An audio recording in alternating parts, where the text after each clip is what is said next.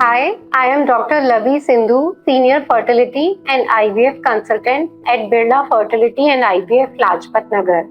तो आज हम बात करने जा रहे हैं एक बहुत ही इम्पोर्टेंट कंसर्न, मेंस्ट्रुअल इरेगुलरिटीज, जो कि एक बहुत कॉमन कंसर्न्स है अमंग द फीमेल्स। तो पहले हम जानेंगे what is a normal menstrual cycle.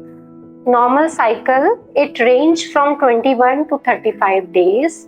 That is the duration from one cycle to another cycle could be 25 days and maximum could be 35 days. Normal bleeding stays for 3 to 5 days or maximum 6 to 7 days, and there is a certain amount of moderate flow during the periods and mild discomfort could be there. So these are the normal things which happen during a normal menstrual cycle. Now what is abnormal? Abnormal means जब आपका cycle बहुत frequently आ रहा है, that is 21 days से जल्दी जल्दी आ रहा है, या फिर बहुत लेट आ रहा है, 35 डेज से ज्यादा टाइम के बाद साइकिल आ रहा है, आपका ब्लीडिंग बहुत ज्यादा हो रहा है, दैट इज क्लॉट्स पास हो रहे हैं, या ब्लीडिंग 7 डेज से ज्यादा लास्ट कर रहा है, और अगर आपको साइकिल के बीच में ब्लीडिंग हो रही है, स्पॉटिंग हो रही है, या बहुत ज्यादा पेन हो रहा है ड्यूरिंग साइकिल, जिसके लिए आपको इंजेक्शन लगाना पड़ रहा है, या आप अपना नॉर्मल रूटीन काम नहीं कर पा रहे हैं, तो these are the menstrual irregularities. अब इसके क्या कारण होते हैं, किस वजह से ऐसा हो सकता है? सबसे पहले तो ये it could be age related, that is जब एक गर्ल की पीरियड स्टार्ट होती है around the time of puberty, उस समय पे साइकिल्स इरेगुलर हो सकती हैं, इट इज वेरी नॉर्मल। दूसरा, जब मेनोपॉज होने वाला है उससे कुछ समय पहले, कुछ साल पहले, cycles could be irregular, there could be change in pattern of bleeding, तो ये बहुत नॉर्मल है। दूसरा कारण, कोई भी प्रेगनेंसी कॉम्प्लिकेशन में साइकिल इरेगुलर हो सकती है, जैसे कि कोई अबॉर्शन हुआ है या कोई एक्टोपिक प्रेगनेंसी है, तो there could be irregularities in the menstrual cycle.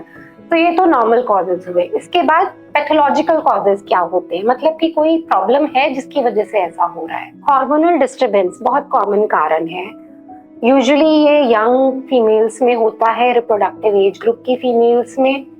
PCOD एक बहुत इंपॉर्टेंट कारण है जिसमें हार्मोनल डिस्टर्बेंस की वजह से साइकिल्स या तो डिलेड हो जाती हैं, या समटाइम्स दे साइकिल स्किप हो जाती हैं, मतलब 2-3 महीने हो जाते हैं, या फिर दवाई लेने के बाद ही साइकिल आती है। साइकिल जब आती है तो ब्लीडिंग बहुत ज्यादा हो सकती है और क्लॉट्स भी पास हो सकते हैं। उसके अलावा थायराइड से रिलेटेड कोई भी एब्नॉर्मैलिटी, हाइपोथायरॉयडिज्म या हाइपरथायरॉयडिज्म में भी ब्लीडिंग पैटर्न चेंज हो सकता है।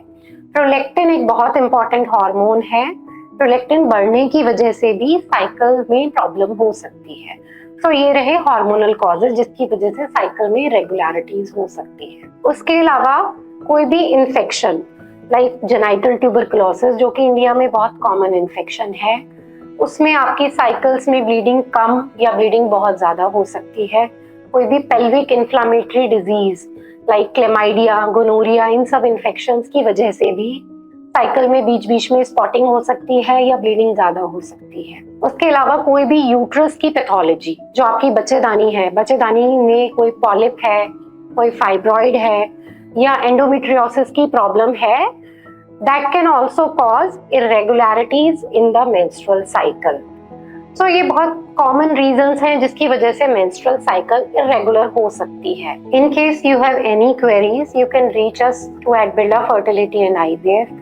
You can log into our website and we'll be very happy in assisting you in your journey of parenthood, and we'll be very happy in solving your queries. Thank you so much. Book a free consultation today.